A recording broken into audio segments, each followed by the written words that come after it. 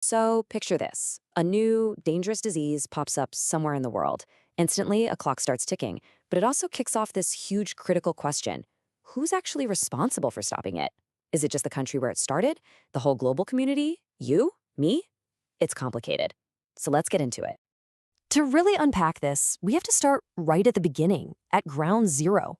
When an outbreak first happens, what is the government's number one, most fundamental obligation? Is it all about protecting its own citizens first, or does that duty immediately stretch to the rest of the world from day one? The answer isn't really an either-or situation. A much better way to think about it is like a chain. A government's responsibility, it definitely starts at home. That's the first, absolutely crucial link. But it's a link in a chain of responsibility that connects the health of every single one of us on the entire planet. And to really get why this chain is so important, we first have to wrap our heads around a pretty fundamental and, yeah, sometimes scary reality of the world we're all living in. I mean, just look at this contrast here. It's pretty stark, right?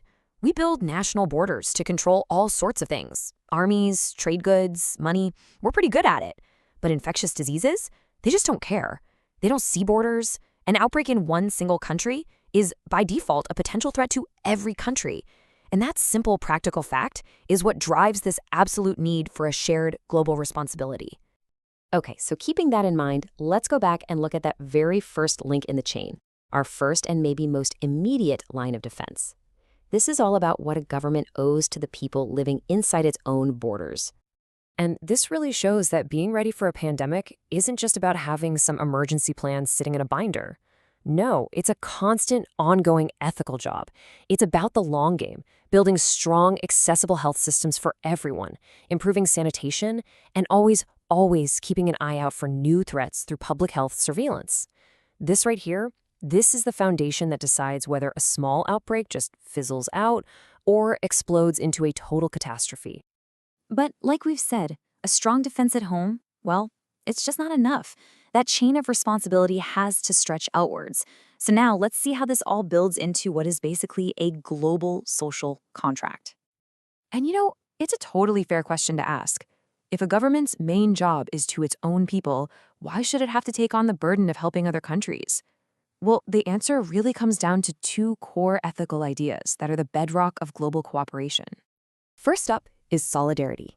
This is really just the simple idea that we are all in this together. When a threat is common to all of us, and a pandemic is the perfect example, we have a shared interest in facing it as one united group. It makes collective action not just a nice idea, but a necessary one, because one country's vulnerability puts everyone at risk. And the second big idea is reciprocity. This one is all about fairness. It's this idea of making a fitting and proportional return. Think of it this way. Scientists in one country work around the clock to sequence a new virus, and they share that data openly. That single act lets the entire world start developing tests and vaccines immediately. Well, that deserves a reciprocal response, global help, collaboration, and support.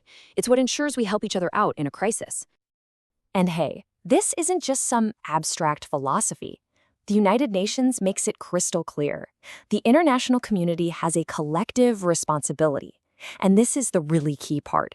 It points out that wealthier nations have both a special responsibility and a special interest in helping others. And why is that? Because helping another country is a direct investment in your own safety. Okay, so that's the why. We've got the ethical foundation for why we all need to work together. But what does that actually look like on the ground? What are countries really supposed to do? Well, it pretty much boils down to these three key pillars of action. These are the concrete steps that take that big idea of global responsibility and turn it into a real working system that's designed to protect all of us. Let's break them down one by one. First things first, every country needs to get its legal house in order.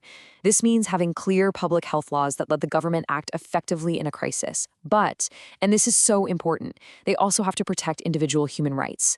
It's a tricky balancing act between public safety and personal freedom, and you absolutely need systems of oversight to make sure that power isn't abused. Second, global surveillance. You can think of this as the planet's early warning system. Under what are called the international health regulations, every single country has an ethical duty to be fast, honest, and totally transparent when they report a potential threat. And here's the crucial part. They have to do it even if they know it might hurt their trade or tourism industries, because honestly, the cost of staying silent is always going to be way higher for everyone. And third, provide help. Countries that have the resources, they have an obligation to support others. And this isn't just about sending money and supplies when an emergency is already happening. It's about long-term investment. It's funding R&D for new vaccines, it's sharing technical know-how, and maybe most importantly, it's helping strengthen the basic primary healthcare systems in at-risk nations so they're stronger before a crisis ever hits. So, we've looked at all these duties national, international, legal, ethical. Let's kind of zoom back out and bring it all home. Why does this big, complex framework actually matter to you and to me? Because at the end of the day, it all comes back to this one simple truth. Global health security is a team sport. It's just not something any one country can achieve on its own. We are all connected by this chain of shared vulnerability. And if even one link breaks, a weak health system, a government that isn't transparent, a failure to help a neighbor, that weakens the entire chain for every single one of us. And that really just leaves us with one final big question to think about. In a world as connected as ours, where a virus can get on a plane and cross the globe in a few hours, can any of us, can any nation ever truly be safe until every nation is safe?